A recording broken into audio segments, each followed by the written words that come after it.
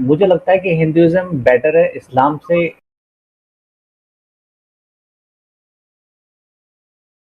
मतलब जैसे जो हिंदुइज्म है वो कर्म के बेस पे काम करता है, और जो आपका इस्लाम है वो एक बिलीव के ऊपर काम करता है कि मैंने 5 नमाज पढ़ ली, मैंने अल्लाह को याद किया, और आपके जो पूजा के जो भी विधि विधान है आप उसको फॉलो करते हो और आप सोचते हो कि आपको अच्छी आखिरत मिलेगी।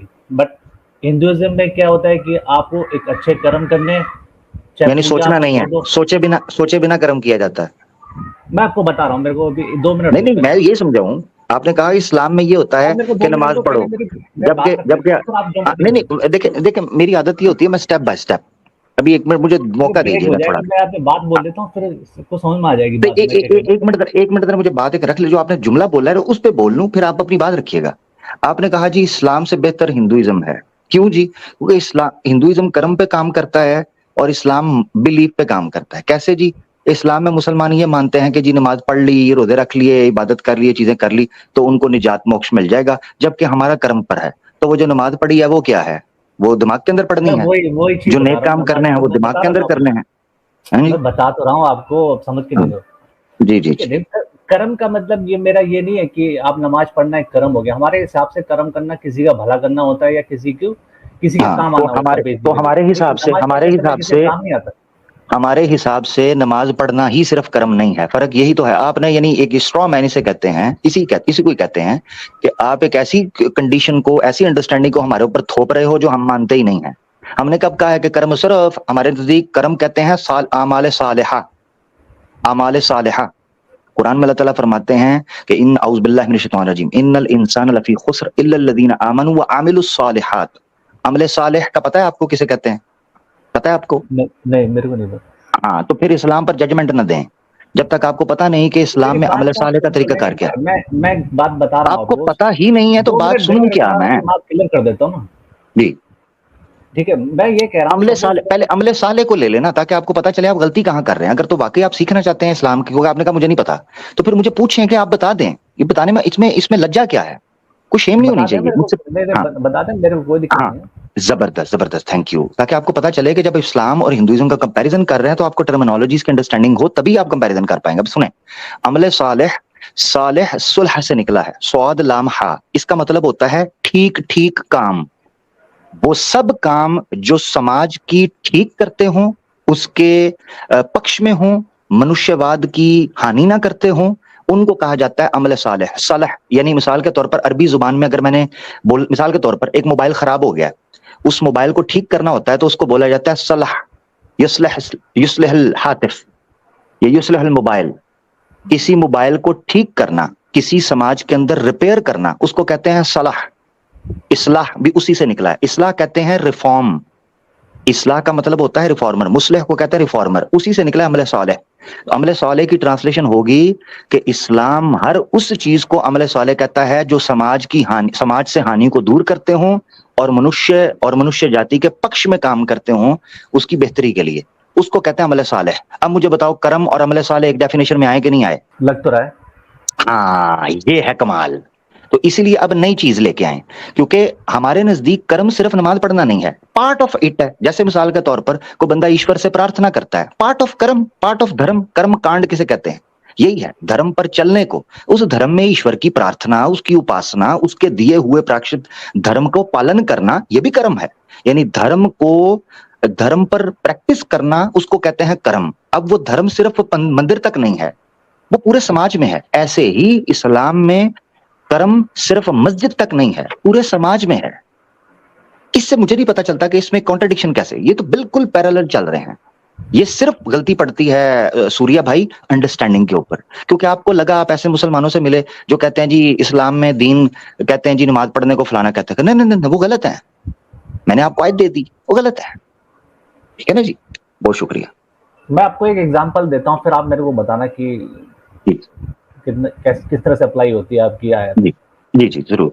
सपोज करो कि एक दो पड़ोसी हैं, एक मुसलमान है, एक हिंदू है।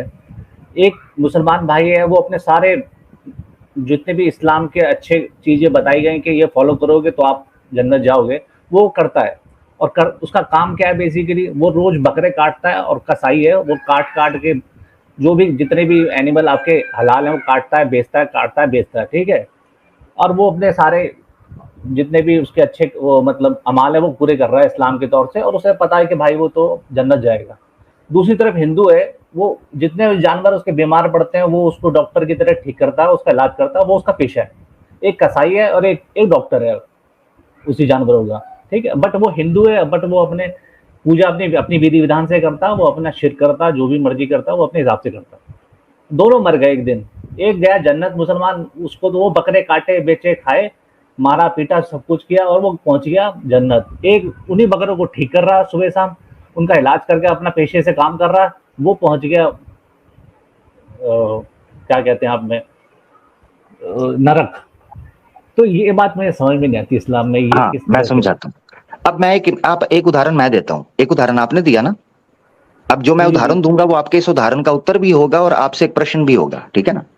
यही दो मुसलमान हैं, वो जो बकरे काट रहे हैं, सारा कर रहा है, ठीक है, वो मनुस्मृति के अध्याय 5 के अनुसार मोक्ष पा ही नहीं सकता, मगर वही सनातनी जो है वो धर्म का पालन कर रहा है, उसको मोक्ष मिल गया। ये भी पक्षपात है, जबकि वो अच्छे काम कर रहा है। सिर्फ अंतर क्या है कि आप वो बकरे काट रहे हैं, मगर यहां इस्लाम के अंदर अंतर क्या है कि आप शिरक कर रहे हैं। तो फिर बैलेंस तो फिर वही हो गया। आपके उदाहरण के मुताबिक, एक विचारधारा के मुताबिक मुसलमान इस्लाम के मुताबिक स्वर्ग में जा रहा है और जो हिंदू है वो नरक में जा रहा है। मगर जब मैं हिंदुइज्म की सनातन धर्म की विचारधारा देखता हूं तो मनुस्मृति 5वें अध्याय के मुताबिक उसको नरक मोक्ष मिलता नहीं है, वो नरक में सड़ता है, बल्कि जीवन मरण और मृत्यु और जीवन के चक्कर काल में फंस कर रह जाता है। कौन? मुसलमान। सिर्फ किस लिए कि बकरा काट दिया। मगर वही हिंदू वो मोक्ष पा लेता है। तो बकरा पक्षपात तो फिर काटना भी हो गलत गया। बात, काटना तो हाँ, काटना गलत बात हुई ना। हाँ, तो इसी तरह इस्लाम में मूर्ति पूजा करना गलत बात है, तो गलत दोनों में बराबर हो गया। हाँ, अब यही मैं तो आपको फर्क एक नहीं चीज कर पा समझाता हूँ। यही तो फर्क नहीं कर पा रहे। जो चीज गलत है उसको आप गलत जो नहीं बोल रहे हो, जो चीज का कोई मैटर नहीं करता जो चीज वो कैसे एग्जैक्टली गलत। तो जो चीज गलत है आप भी उसको गलत नहीं बोल रहे, जबकि आपके धर्म में भी मूर्ति पूजा को निषिद्ध किया गया है। अब मेरी बात सुना जरा, एक चीज याद रखें जो मैं आपको बताना चाहता हूँ, वो ये है, स्वामी विवेकानंद जो इतने बड़े स्कॉलर गुजरे हैं, और इस वक्त ये जो सब कॉन्टिनेंट है इसके अंदर सनातन धर्म को रिवाइव करने में पॉलिटिकल लेवल पर, सोशल लेवल पर उनका बहुत बड़ा काम है। गोरों ने भी स्वामी विवेकानंद को माना है। वेस्ट के अंदर से जो बड़े बड़े ओरिएंटलिस्ट थे, जो संस्कृत मैक्स म्यूलर टाइप, ये वो बड़े बड़े, वो सब स्वामी विवेकानंद की इसका सम्मान किया करते थे।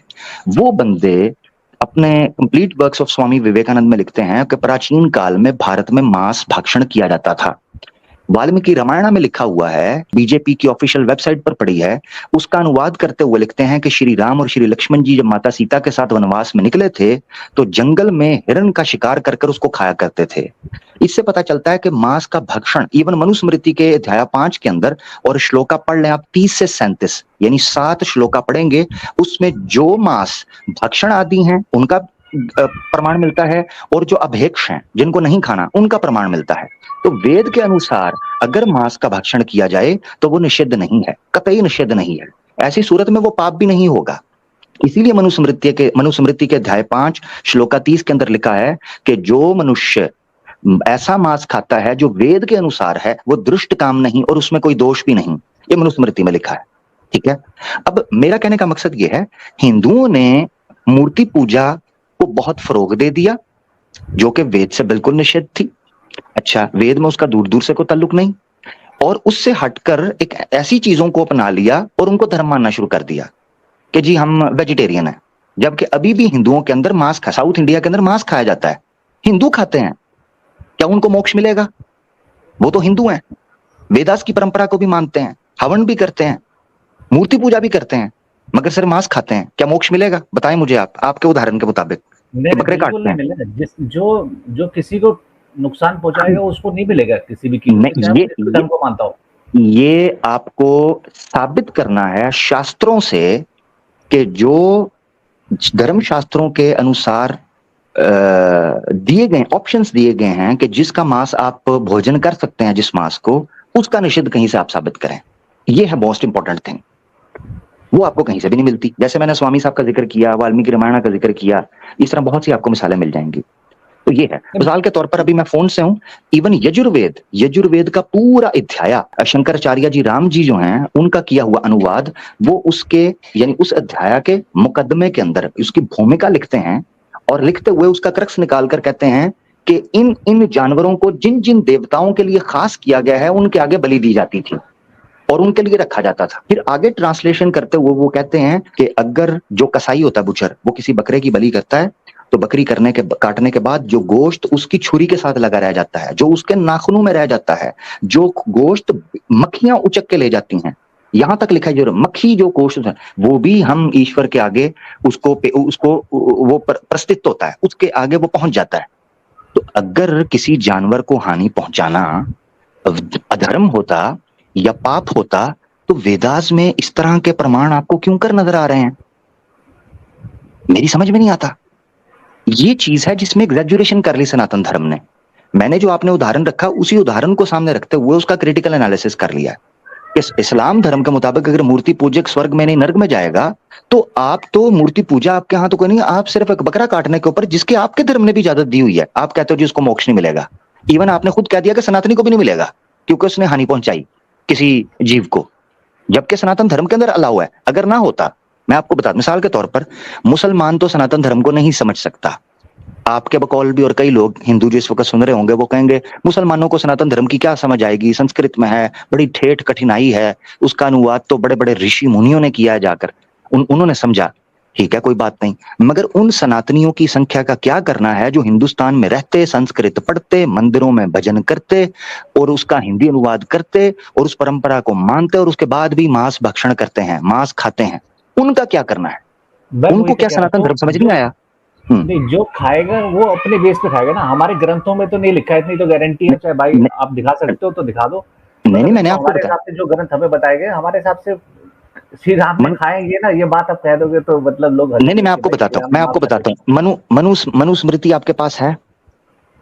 मैंने कोई किताब नहीं पढ़ी, मैं सच बता रहा हूँ। हाँ, सूर्या भाई देखें सूर्या भाई, कितनी अनफॉर्चुनेट बात है कि इस्लाम की टर्म्स के बारे में भी आप, नो प्रॉब्लम, इस्लाम का तो चलो बेनिफिट ऑफ डाउट है क्योंकि आप इस्लाम धर्म में थे नहीं, तो मैं आपको जस्टिफिकेशन देता हूँ कि नो प्रॉब्लम।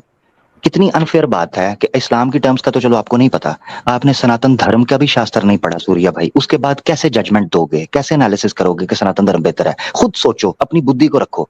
आप खुद कहते हो ना सनातन धर्म के अंदर तर्क इस्तेमाल करने को जो है ना वो अप्रिशिएट किया गया है और कुतर्क से मना किया गया है। आप खुद सोचो कि कुतर्क और तर्क की किस नींव के ऊपर आप खड़े हो जब आपने शास्त्र नहीं पढ़ा। मनुस्मृति में आपको कह रहा हूं, लिख लो, अभी पॉइंट है, मनुस्मृति अध्याय 5 श्लोका 30 से लेकर 37 पढ़ ले। इस रेफरेंस पे भी मेरा एक कहना ये है, ये जितनी भी किताबें हैं लिखी तो इंसानों ने लिखी है ना, करिए उसके पीछे को ना कोई राइटर तो मिलेगा, चाहे वो कहीं का कहीं भी किसी भगवान ने खुद नहीं लिखी है इस किताब। सूर्या भाई जो कंपैरिजन आप कर रहे हैं, आप भी तो मनुष्य हैं, या कह दें आप ईश्वर हैं, परमात्मा है, तो फिर आपकी बुद्धि को क्यों मानूं मैं? कमाल करते हैं सूर्या भाई, ऐसे तो सोसाइटी कोलैप्स कर जाएगी। मनुष्य लिखते हैं, उन पर विश्वास किया जाता है। हाँ, जब तक कि ऐसा प्रमाण ना आ जाए कि वो किसी ऐसी ऑथेंटिक चीज के विरुद्ध जा रहे हैं जो स्टैब्लिश हो चुकी हुई है, That's the only way we can escape from this। मगर मसला ये है कि जब आप ये कहते हैं कि वो भी तो किसी मनुष्य ने लिखी है, तो सूर्या भाई आप भी केवल एक व्यक्ति और मनुष्य ही हैं, साधारण, आप देवता नहीं हैं, ना आप ईश्वर हैं। तो फिर आपकी बुद्धि और आपके तर्कों को क्यों मैं सब मान दूं? मैं तो फॉर्मूला सेट कर दिया ना आपके सामने। नहीं, कोई बात अगर कोई गलत लिख देगा, चाहे वो कितना बड़ा भी विद्वान हो, चाहे कुछ भी हो, तो उसकी बात हम कैसे मान लें?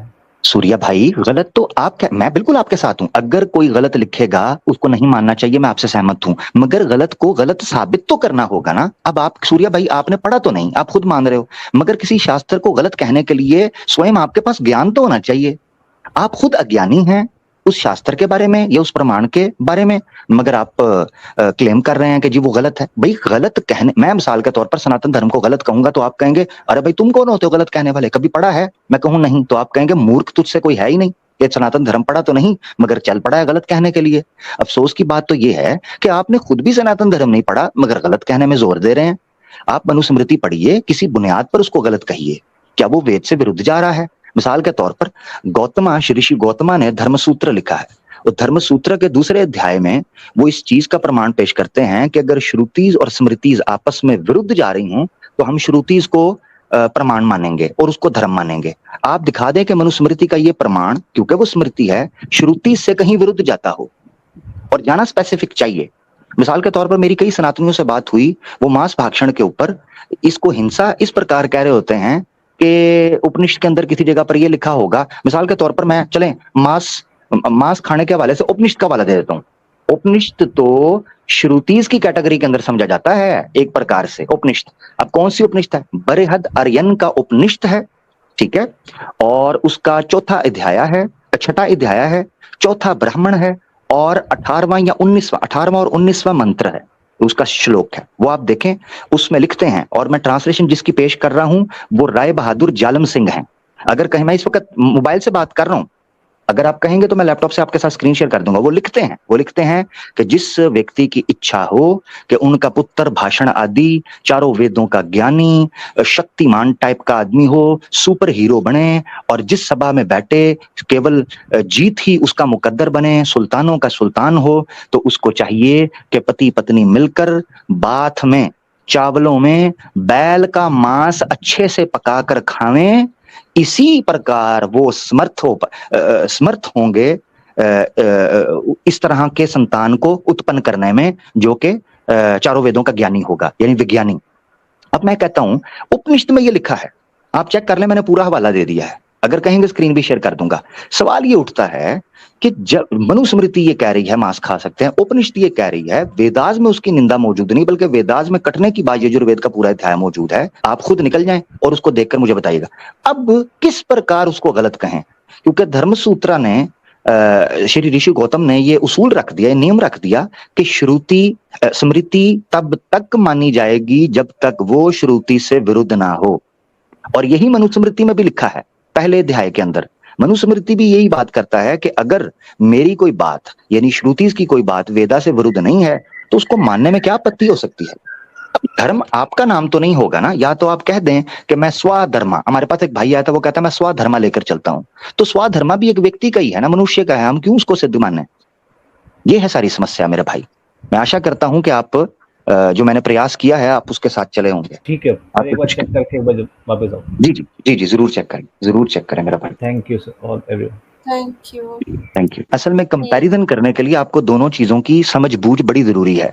अब वो सनातन धर्म के कर्म को तो कर्म मान रहे हैं, मगर हमारे कर्म की डेफिनेशन ही उनको नहीं पता।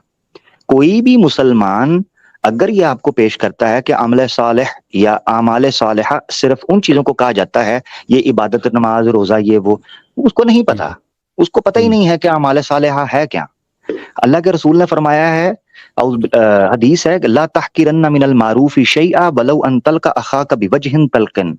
नेकी में यानी पाप पुण्य के कर्म में से किसी कर्म को भी हीन मत जानो, यानी छोटा मत समझो, चाहे तुम्हें अपने किसी भाई की तरफ मुस्कुरा कर ही क्यों ना देखना हो। यानी अपने भाइयों को, यानी मनुष्य को मुस्कुरा कर देखना भी इस्लाम में पुण्य का कर्म माना जाता है। इतनी बड़ी बात है। अच्छा, फिर एक हदीस है कि अल्लाह के रसूल ने फरमाया कि इस्लाम, यानी बयान फरमाते थे कि इस्लाम इतनी बड़ी रहमत है सोसाइटी या समाज के लिए, इतनी बड़ी बात है कि हमारे नजदीक रास्ते में जाते हुए पत्थर हटाना भी इस्लाम का कर्म है, धर्म का कर्म है। आप मानते हो इस चीज को? ये हदीस है। तो हमारे नजदीक इस्लाम में कर्म सिर्फ मस्जिद तक पाबंद नहीं है। मस्जिद तो एक ट्रेनिंग सेंटर है जहां पर हम ये वादा करते हैं अल्लाह से कि इहदिनस सिरातल मुस्तकीम, हमारी ट्यूनिंग करो। यानी ऐसे है मिसाल के तौर पर कि कोई बंदा, ये बड़ी इंपॉर्टेंट मिसाल है, जरा गौर से देखिएगा।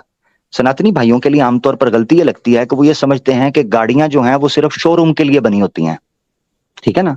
गाड़ी शोरूम में शोकेस की जाती है, उसमें चलना रोड पर होता है। इसी तरह समझें कि मुसलमान मस्जिद में अपनी ट्यूनिंग और सर्विस के लिए जाते हैं, वहां रहने के लिए नहीं। उनको निकल कर अच्छे प्रकार से अच्छे कर्म वो समाज में ही कर रहे हैं। अब कोई मुसलमान अगर 5 वक्त नमाज पढ़ रहा है और बाहर आकर झूठ बोलता है, चोरी करता है, धोखा देता है, तो जान लो कि उसने इस्लाम धर्म का पालन नहीं किया, ना उसके कर्म अच्छे हैं। वो कितनी ही नमाजें क्यों ना पढ़ता हो, उसकी नमाजें लपेट कर उसके मुंह पर मार दी जाएंगी कि पकड़ अपने कर्म। ये कर्म करने के जो थे वो बाहर भी वो कर्म करने थे। ये है इस्लाम जिसके कर्म की हम बात करते हैं। इसको समझे सनातनी।